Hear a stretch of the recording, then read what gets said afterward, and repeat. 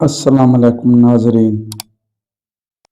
सब्ज लहसुन के पत्ते खारिश वाली जगह पर रगड़ लो, खारिश कम हो जाएगी। कमज़ोर हाजमे वाले लोगों के लिए केला बहुत नुकसानदेह है। फटा हुआ दूध पीकर हम बिस्तरी करने से हमल फौरन ठहर जाता है। बकरी का दूध गर्म करके औरत को पिलाने से औरत गर्म हो जाती है। काली मिर्च रोजाना इस्तेमाल करने से बदन के जरासीम खत्म हो जाते हैं। किसी भी काम से कबल सर में बादाम का तेल लगा लो, ताकत भर आएगी। बकरे का गोश्त औरत को खिलाने से औरत नफ्स लेने के लिए तड़पने लगती है। जिस औरत को मस्ती नहीं आती उसको काले तितर का सूप पिला दिया करो। दुबले पतले लोगों आलू खाया करें, चंद दिनों में वजन बढ़ने लग जाएगा। अगर कद छोटा है तो ऊँटनी का दूध पियो।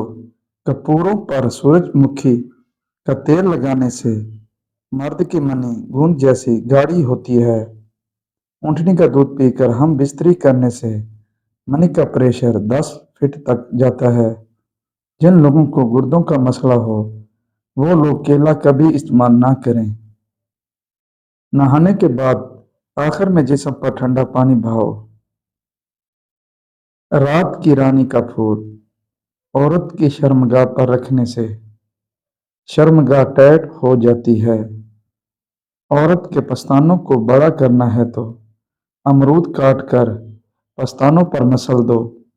मुंह से पानी गिरता हो तो जामुन इस्तेमाल कच्चा केला दूध में मिलाकर चेहरे पर लगाने से झुर्रियाँ कम हो जाती है और जिल्द निखर जाती है।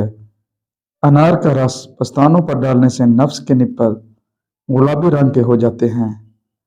औरत की शर्मगाह में मूली डालने से औरत की शर्मगाह तंग हो जाती है।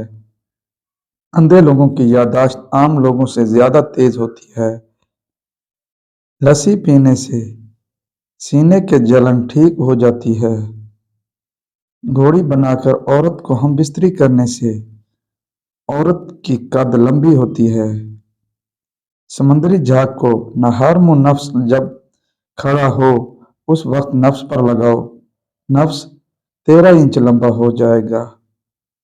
दूध चाय और कॉफी वगैरह ज्यादा गर्म ना पिया जाए, बल्कि नीम गर्म पीना सेहत के लिए बेहतर है। अगर गरीब फाके से मरेगा तो अमीर यकीनन बदहजमी से मरेगा। बादाम और जैतून के तेल से कानों की मालिश करें।